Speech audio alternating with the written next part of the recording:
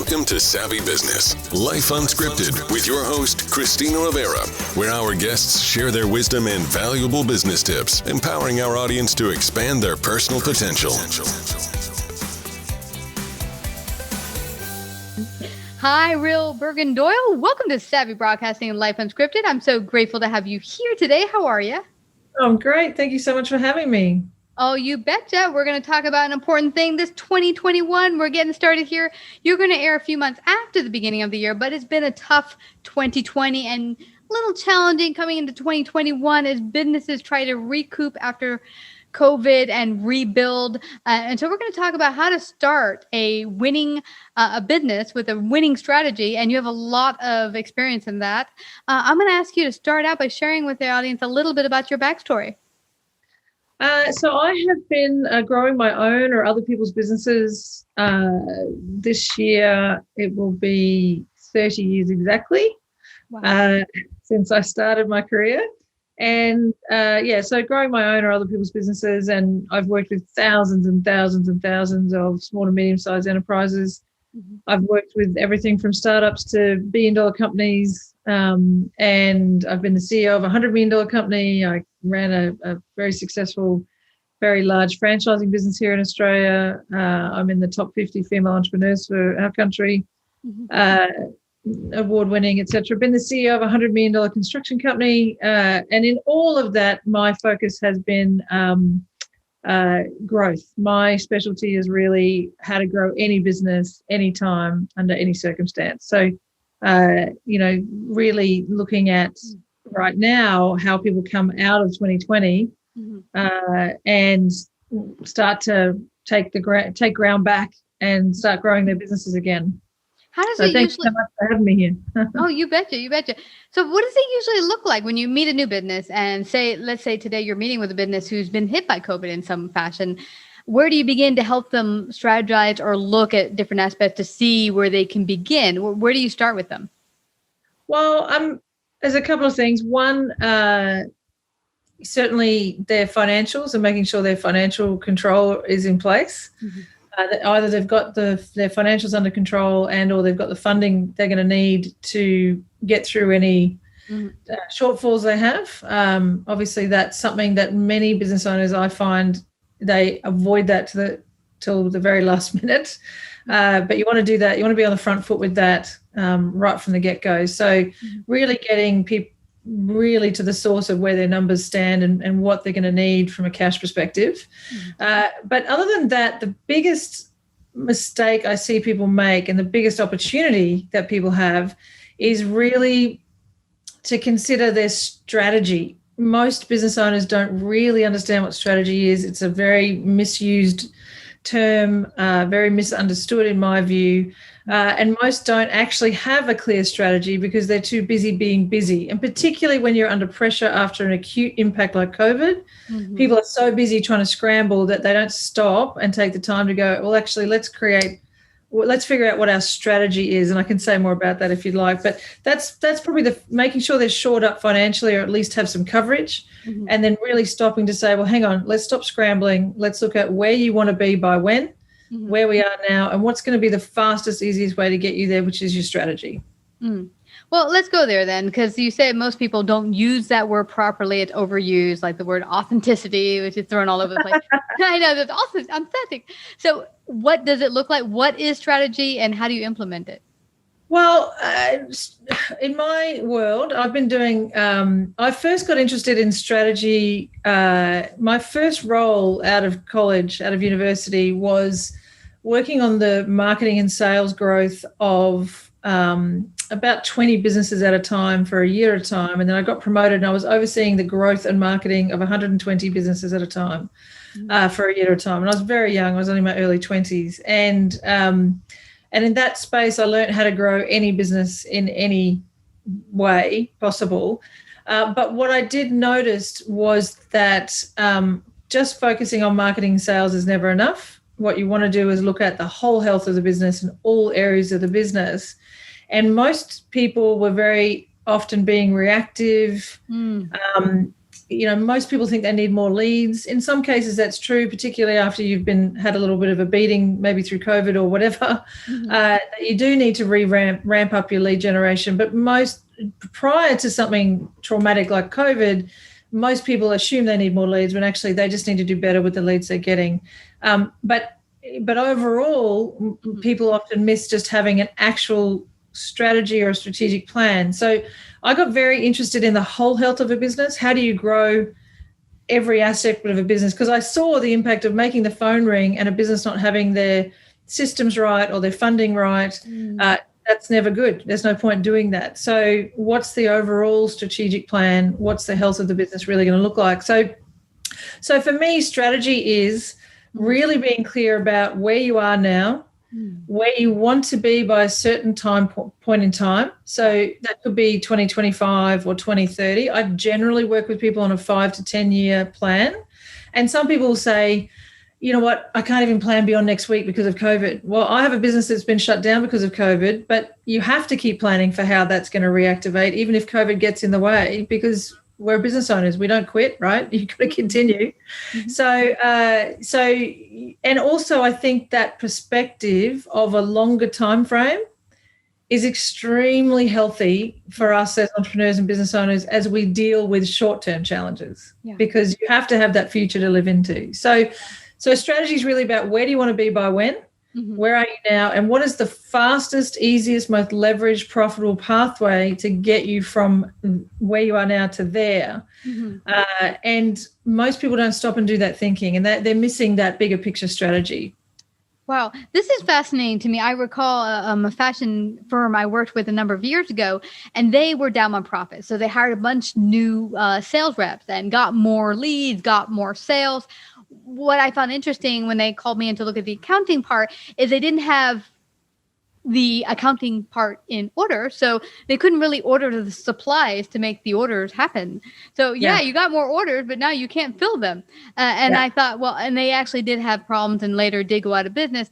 But, it's interesting. It's like you have to see all the bits. It's like, I want to be here and let's just get sales. But if you're not realizing, okay, in order to get from here to there, we want to make X amount of sales. How much is X amount of money and resources and whatever we need to make that happen? Yeah, absolutely. And that's part of why people go out of businesses. They don't understand that. And it took me, in my early years, it took me a long time to figure out that just constant sales growth actually costs a lot. So you have to be funded to support that growth. And it's really important to do that. I think the biggest thing from a strategic point of view is most business owners, when they're going, if they do stop and try to set goals for the next 12 months or the next 5 years, what do they reference? Well, generally, they reference the past. So they'll look at their financials for the year before and the year before that, and they'll say, well, okay, well, based on that, we should be able to grow by 5% or 7%. And now with COVID, people are like, well, we took a big hit. We want to recover that. We should be able to get back to where we were. So they're setting, and for COVID, in some cases, that's probably a very reasonable thing to work toward. But as a general rule, when you keep looking to the past to set your goals for the future, you get more of the what? You get more of the past showing up again. So you get incremental growth. You don't get any exponential growth. You don't get the true possibility of that business because you're stuck in your current circumstances and the experiences you've already had. So what I recommend people do is instead you go out to the future you want. You go out and figure out where do you want to be in 5 years' time or 10 years' time. Okay. And a business doesn't matter if I've worked with billionaires who have companies that are turning over $1 billion a year. And I've done this exact same work with them from the tiniest startup and mum and dad businesses. Everybody needs to be clear on where they want to end up. And at that point, what do you want the business to be giving you financially? What do you want the business to be giving you from a lifestyle perspective? What kind of impact do you want the business having on your market, like positive impact on the market or on the world indeed? And what kind of contribution what do you want the business to be? So those 4 things, get very, very clear on those 4 things. And then we work backwards from the future you're creating versus forwards from your current circumstances and constraints, particularly where people find themselves in COVID. It's really important to get clear on where you want to be and then work backwards from that. And that will change the thinking completely. That has you be in what we call a future present loop. You're making decisions in the present based on the future you're creating versus in a past present loop where you're stuck doing much of the same. That's why business owners often have the experience of Groundhog Day. That's what gives us that experience. Yeah. I like this because recently there was a food industry business that got hit hard, and I think they did catering. But believe it or not, during COVID, they pivoted and was able to get their catering out in a different manner that actually exploded their business. Yeah. But I think it was probably that future mindset. They thought, no, this is a stoppage. This is not the end. There's where we want to be. What do we have to do to pivot to get to that end result? Because I could see you getting kind of stuck in this circle, like, oh my gosh, we're stuck. Oh my God. And you just keep doing what you did yesterday and the day before. And what you did yesterday, like my mentor had said to me, I did something, it was successful 5 years ago. Well, we're not 5 years. Today, we're today. 5 years ago was 5 years ago. Right.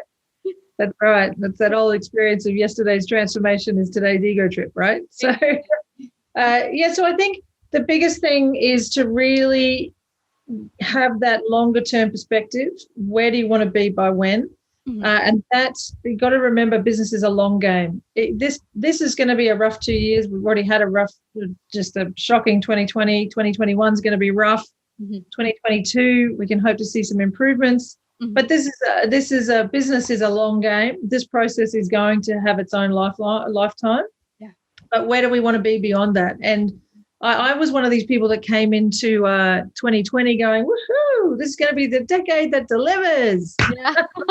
And then in Australia, the fires happened, which were just devastating. And then COVID hit, obviously. And I was like, oh, man, this is so not going to be the decade that delivers if this is the way we're starting. But then I gave myself a little slap and realized that actually, you know what, it's still 2030 is a long way away.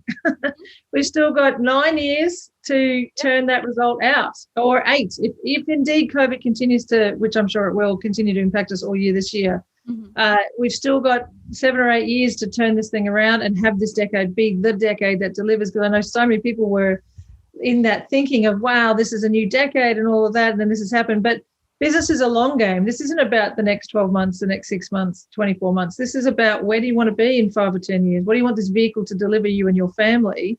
And then you've got to take short-term actions that will secure that so that you're continually on that path, even if you're having to take acute steps right now.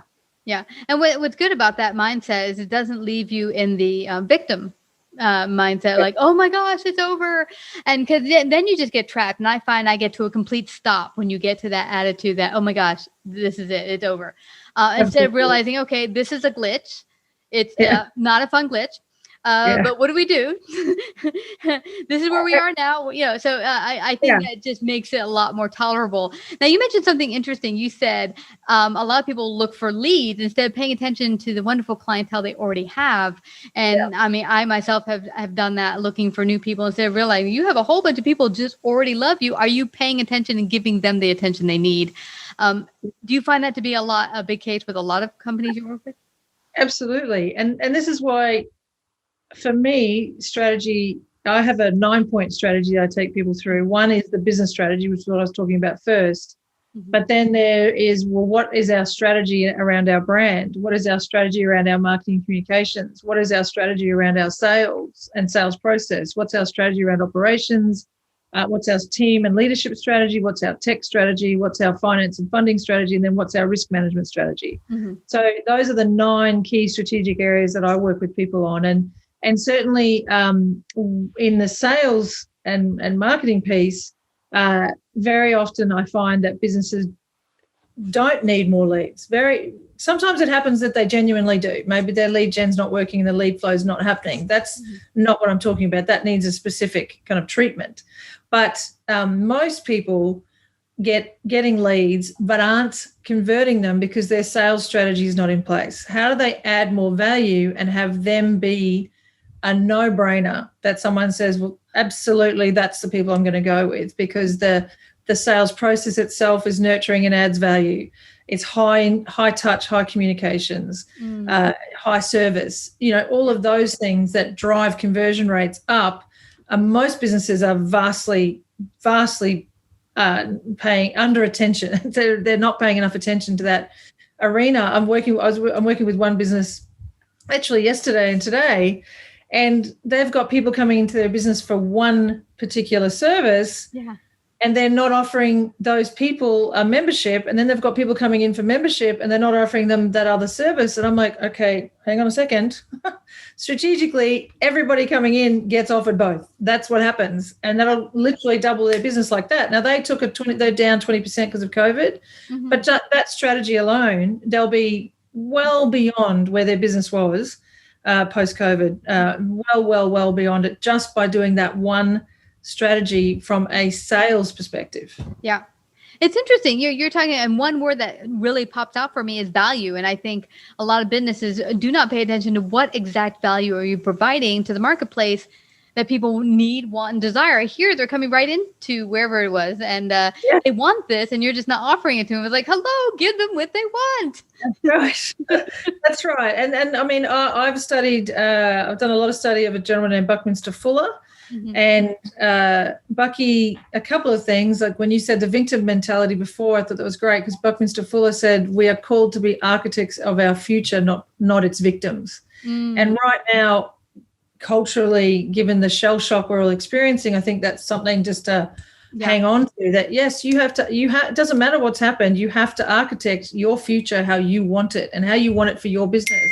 And the way to find that, in my view, is you have to look at how and where and to whom can you add more value, and then what's the best strategies to get you in front of those people, and then how do you maximize your opportunity with those people and give them the best possible solution.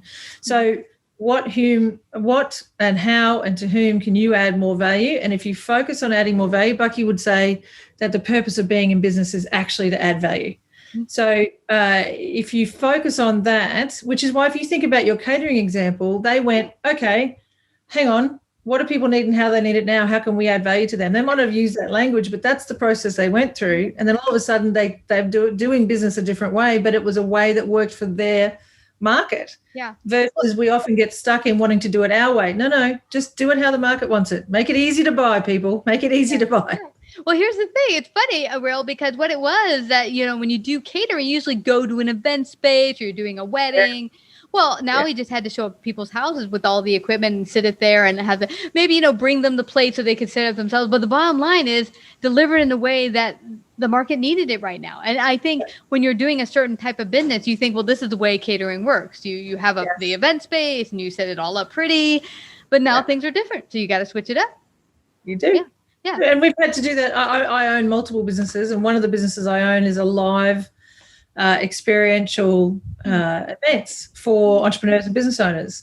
And we play a series of games and learning activities, and you literally can't do any of them socially distanced. So, and based on the restrictions and numbers and so on, our business has not been allowed to operate. So then we've gone, well, you can't take those experiences online. How the heck can you take those experiences online? Like we couldn't, a lot of other event and seminar companies went, oh, I know what I'll do. I'll just create a 9-webinar program and that's that. We couldn't do that.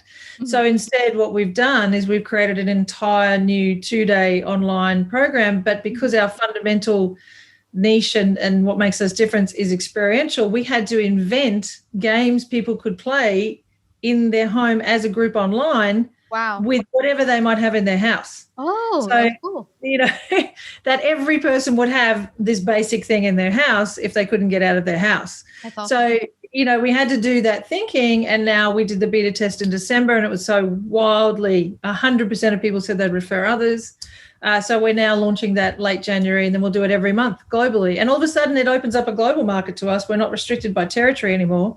Yeah. So, in a weird way, it's going to be, COVID will have forced an evolution of our business that would otherwise never have happened. And I think that's happening all over the world for lots of people. It is. But again, strategy, adding value, big picture, we're coming out of this. Yeah. This is where we want to be in 10 years' time. This is what we've got to do right now to make that happen. And we got to just pivot as necessary for our clients.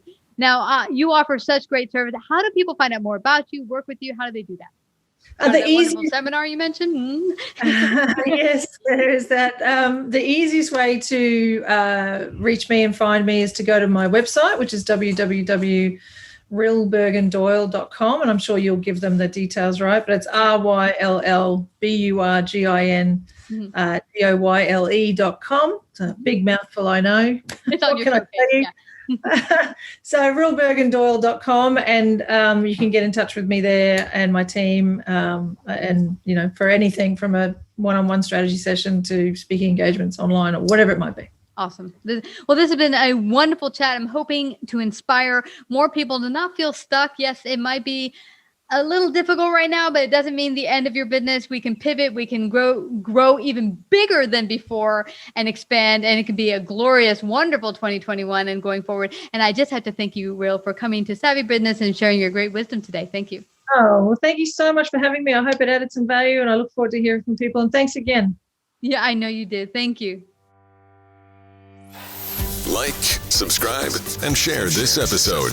To listen to more savvy episodes and savvy biz tips, go to www.lifeunscriptedradio.com. To find out about our paid sponsorship opportunities or how to become a guest, email Christina at lifeunscriptedradio.com.